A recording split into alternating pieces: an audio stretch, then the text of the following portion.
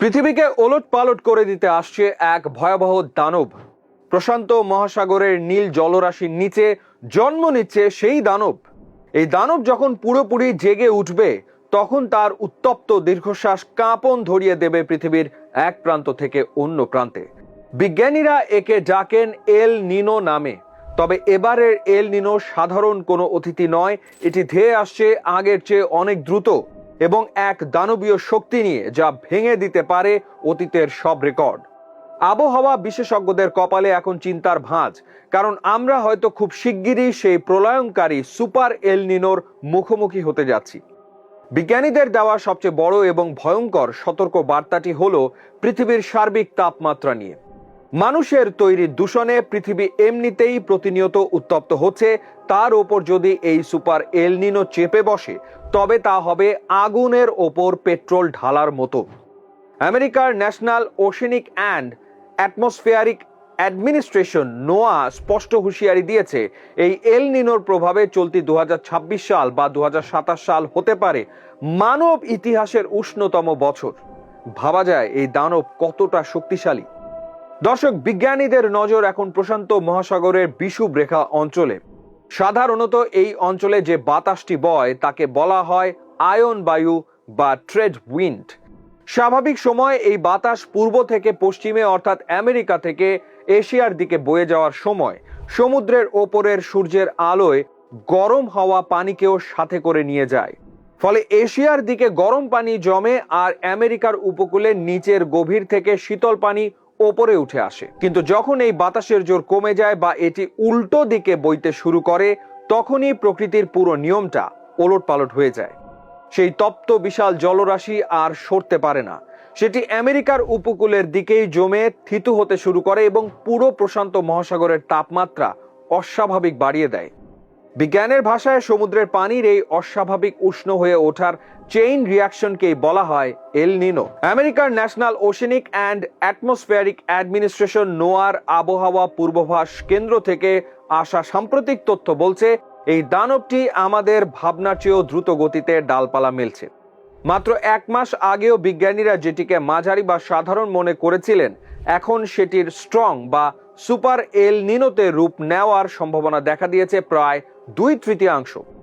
সহজ কথায়, সমুদ্র পৃষ্ঠের তাপমাত্রা স্বাভাবিকের চেয়ে 0.5 ডিগ্রি সেলসিয়াস বেড়ে গেলেই তাকে আমরা এল নিনো বলি। কিন্তু এই তাপমাত্রা যদি 2 ডিগ্রি বা তার বেশি বেড়ে যায়, তখনই সেটি রূপ নেয় এক বিধ্বংসী সুপার এল নিনোতে।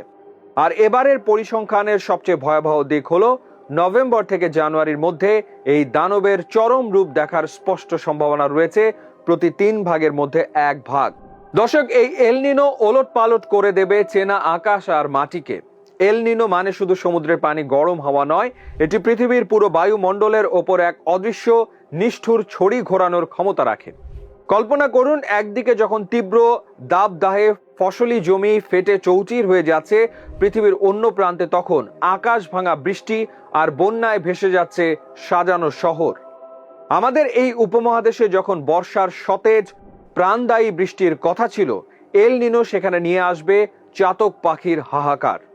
মৌসুমী বায়ুর স্বাভাবিক ছন্দ পুরোপুরি ধ্বংস করে এটি ডেকে আনতে পারে এক দীর্ঘস্থায়ী খরা। ফসলের মাঠ শুকিয়ে ধুলো হয়ে যাবে, নেমে যাবে ভূগর্ভস্থ পানির স্তর।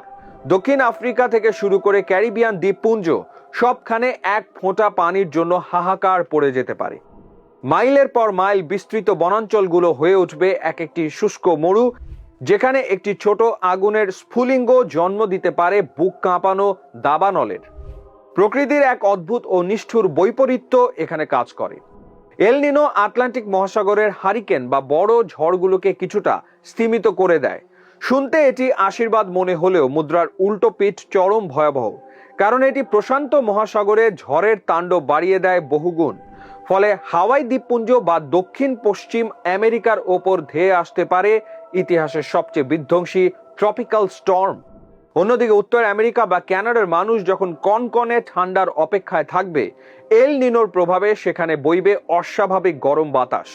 তাদের শীতকালটা হয়ে উঠবে চেনা ছন্দের বাইরে এক বসন্তের মতো উষ্ণ।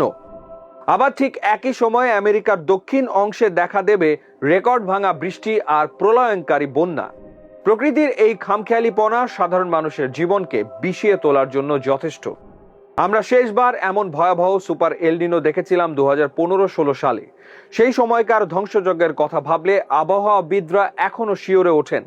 1951 সালের পর সেটিই ছিল ইতিহাসের সবচেয়ে শক্তিশালী এল নিনো। ক্যারিবিয়ান দেশগুলোতে সেই বছর এমন তীব্র খরা হয়েছিল যে মানুষ বেঁচে থাকার পানির জন্য লড়াই করেছে। তবে ভয়ের ব্যাপার হলো এল নিনো সবসময় একই রকম আচরণ করে না। সেবার ক্যালিফোর্নিয়ায় প্রচুর বৃষ্টির পূর্বাভাস থাকলেও আবহাওয়া ছিল একদম শুষ্ক। অর্থাৎ এই দানবটি কখন, কোথায়, কিভাবে ছোবল দেবে তা শতভাগ নিশ্চিত করে বলা বিজ্ঞানের পক্ষেও প্রায় অসম্ভব।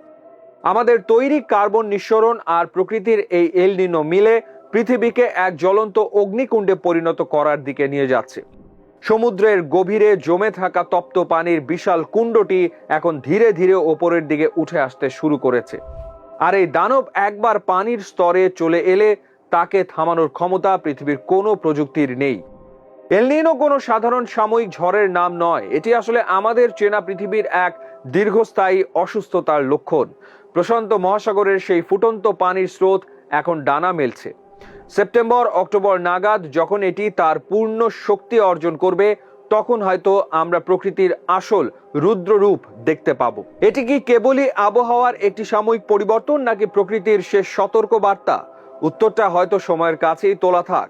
তবে এবারের এল নিনো যে মানব সভ্যতার স্বাভাবিক জীবনযাত্রাকে তছনছ করে দেওয়ার বার্তা নিয়ে আসছে তাতে কোনো সন্দেহ নেই। যখন বাতাস থমকে যায় আর সমুদ্রের বুক তেতে ওঠে, তখন বুঝতে হবে এক ঐতিহাসিক দুর্যোগ আমাদের দরজায় কড়া নাড়ছে। আতঙ্কিত হওয়ার সময় হয়তো এখনো আসেনি, কিন্তু সাবধান হওয়ার সময় অনেক আগেই পেরিয়ে গেছে।